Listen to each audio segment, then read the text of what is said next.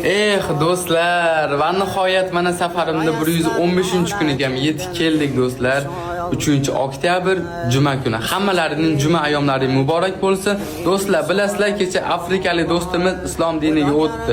O'z xohishi bilan o'tdi. Menga taklif berdi, "Sen bilan birga borsam bo'ladimi?" deganda qarasam, xristian ekan, to'g'risi. Alloh kimligini tanimas ekan, bilmas ekan. Men aytdim, "Islom diniga o'tsang, birga borishim mumkin" dedim. U o'taman dedi.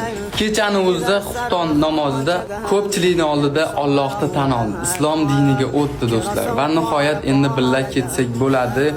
Inshaalloh bugun juma namozini o'qib, uspet qilsak bugun, bo'lmasam ertalab yo'lga chiqamiz do'stlar. Kuzaturinglar, tinmasdan video qo'yib ketaman.